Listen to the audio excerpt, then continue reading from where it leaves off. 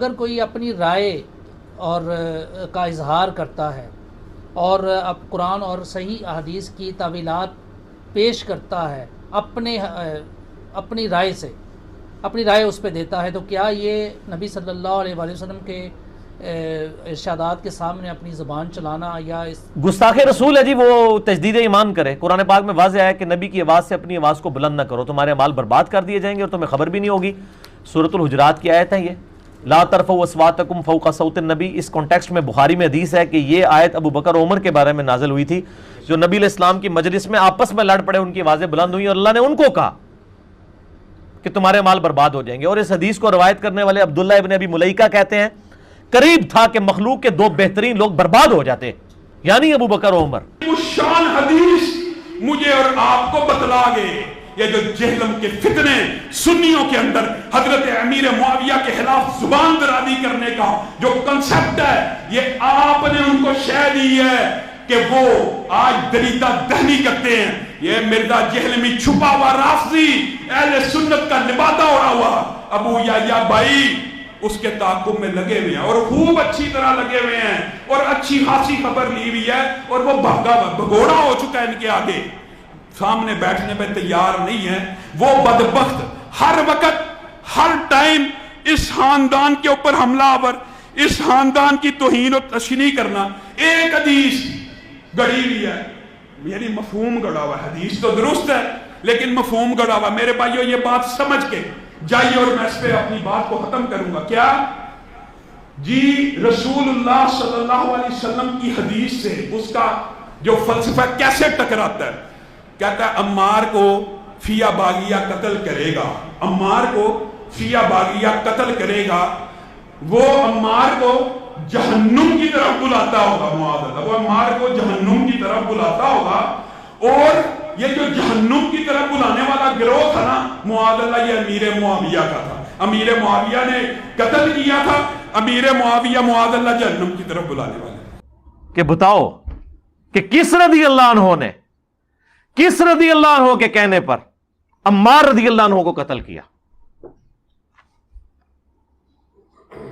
کہ جن کے بارے میں صحیح بخاری میں حدیث ہے 2812 اور 447 اور مسلم میں بھی ہے، افسوس اے ابن سمیہ، اور اپنے مبارک ہاتھوں سے داڑھی اور سر کے بالوں سے مٹی نبی علیہ السلام نے جھاڑی، ابن سمیہ۔ اور کیا وہ جناب حدیث ہے، ابو سعید خدری رضی اللہ تعالیٰ عنہ سے حدیث سننے کے لیے جاتے ہیں عبداللہ ابن عباس کے بیٹے۔ بخاری کے الفاظ ہیں کہ عبداللہ ابن عباس کا بیٹا تھا علی بن عبداللہ بن عباس۔ وہ تابعی کہتے ہیں کہ ابن عباس نے اپنے بیٹے علی اور مجھے بھیجا کہ ابو سعید خدری کے پاس جاؤ اور ان سے ان کی حدیث سنو۔ تو ابو سعید خدری کو تو بڑی حدیثیں یاد ہیں، وہ تو 7 ان اصحاب میں ہیں جنہوں نے سب سے زیادہ حدیث روایت کی ہیں۔ وہ کہتے ہیں جب ہم گئے تو وہ اپنے باغ کو پانی دے رہے تھے، ہم نے کہا جی ہم آپ سے حدیث آپ کی سننے آئے ہیں۔ انہوں نے نہیں پوچھا کون سی حدیث، نہ، حالانکہ ان کو چاہیے تھا بتاتے کہ وہ والی حدیث جو بیان کرنا حرام حرام اور حرام ہے، مشاجرات صحابہ ہے۔ اس زمانے میں کہانیاں ہوندیاں، اے بعد امامہ نے کڑیاں نے کہانیاں بنو امیہ نوں چھپانے واسطے، انہوں نے تو مشاجرات صحابہ نہیں نظر آئی۔ انہوں نے کہا سنو کہ مسجد نبوی کی تعمیر کا موقع، سب اصحاب جو ہیں وہ ایک ایک پتھر اٹھا رہے تھے، پتھر یہ بڑے والے پتھر سرکار، اینٹیں نہیں، اور عمار ابن یاسر آلموسٹ 55 سال اس وقت ان کی عمر تھی، انہوں نے 2 پتھر اٹھائے ہوئے تھے۔ اتنا جذبہ، نبی علیہ السلام کو پیار آیا، آپ نے اپنے مبارک ہاتھوں سے ان کی داڑھی اور سر کے بالوں سے مٹی جھاڑی اور کہا واہ عمار ابن سمیہ، یعنی تو اسلام کے لیے خدمت کر رہا نا، تجھے ایک باغی جماعت قتل کرے گی، تو انہیں اللہ اور جنت کی طرف بلا رہا ہوگا، اور وہ جماعت جہنم، آگ، دوزخ کی طرف بلا رہی ہوگی۔ یہ پوری حدیث ہے۔ حضرت عمار نے کہا کہ اے اللہ میں اس فتنے سے تیری پناہ میں آتا ہوں، یعنی وہ آزمائش تو آنی ہے لیکن مجھے ثابت قدم رکھنا۔ اور دیکھیں آخری وقت تک پھر ثابت قدم رہے ہیں، وہ کوئی شک نہیں اس میں۔ اچھا، اب ان کو شہید کس نے کیا؟ مسند احمد میں 4 حدیث ہیں اور اس کے طرق تو درجنوں میں ہیں۔ صلح حدیبیہ کا صحابی ابو الغادیہ، ان سے عمار بن یاسر کا قتل ہو گیا. پوری زندگی روتے تھے آنسوؤں کے ساتھ. صحابی ہیں ہم تو ان کو رضی اللہ عنہ ہی کہیں گے، کیونکہ ان تک یہ حدیث بھی پہنچی ہوئی تھی کہ عمار کا قاتل اور مال لوٹنے والا جہنم کی آگ میں ہے. وہاں تو ہے نا جہنم کی طرف بلانے والی جماعت، اسپیسیفک اس کے بارے میں بھی آیا. اس کی وجہ سے وہ ٹینشن میں آتا تھا. اب ابن حجر اسقلانی رحمہ اللہ نے کوشش کی کہ کسی طریقے ابو الغادیہ کی بچت کی جائے. انہوں نے کہا کہ نہیں، اسے وہ فضیلت کفایت کر جائے گی کہ وہ بیت رضوان کا صحابی ہے، کیونکہ مسلم میں حدیث ہے کہ مجھے اللہ سے امید ہے انشاءاللہ جنہوں نے درخت کے نیچے میری بیعت کی انہیں جہنم کی آگ نہیں چھوئے گی. تو شیخ البانی جو محدث اعظم سعودیہ البانیہ کے رہنے والے تھے، یعنی اس دور کا امام بخاری انہیں کہا جاتا ہے، فوت ہو گئے 1999 میں. عرب میں شیخ البانی اور عجم میں شیخ زبیلی زئی رحمہم اللہ اجمعین.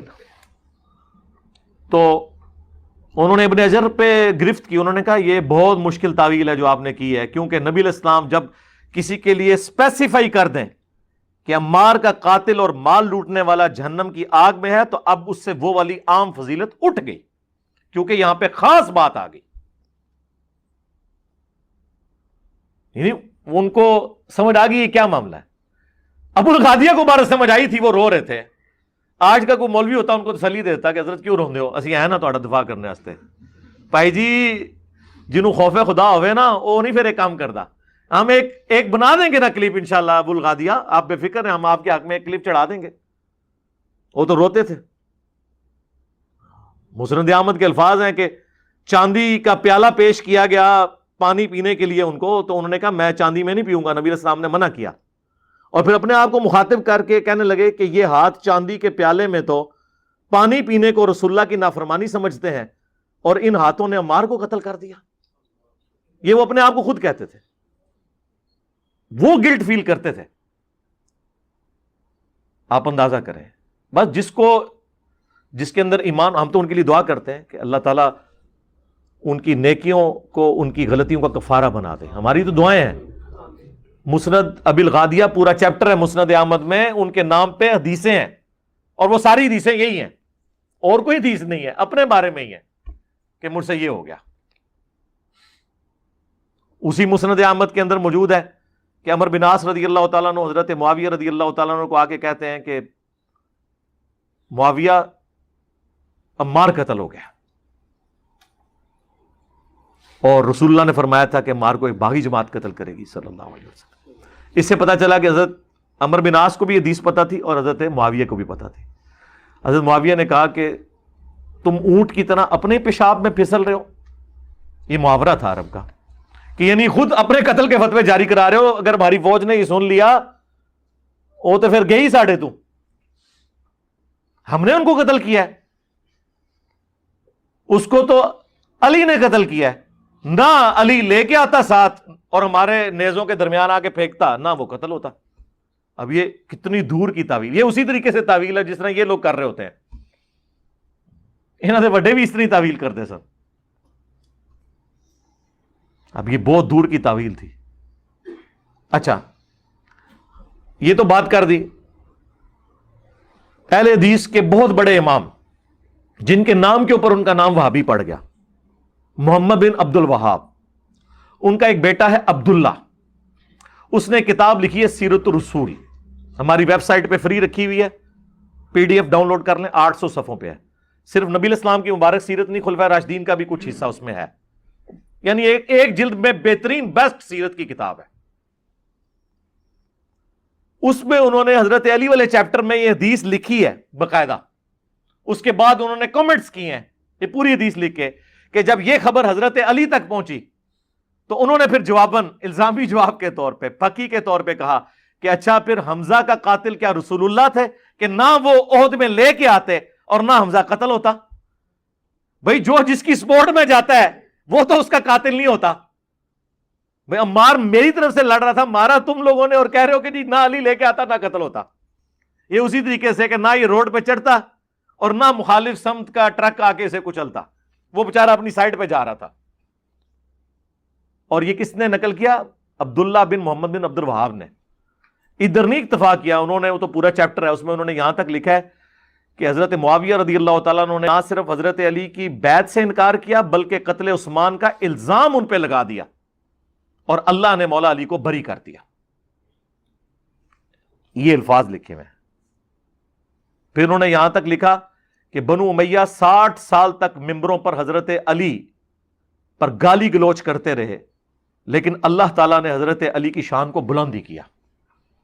تو کہتے ہیں نہیں وہ تنقید کرتے تھے. بھائی صحیح مسلم 6229 نمبر حدیث ہے, لعن اللہ ابو تراب, ابو تراب علی ابن ابی طالب پر لعنت. یہ الفاظ ہیں بنو امیہ کے لواتے تھے ممبروں سے. اس کا کچھ حصہ بخاری کے اندر بھی موجود ہے. لعنت کے الفاظ ہیں, تنقید والا تو معاملہ ہی پیچھے رہ گیا. یہاں سب کا مطلب لعنت کے معنوں میں ہے, گالی سے بھی آگے بڑھی ہوئی بات.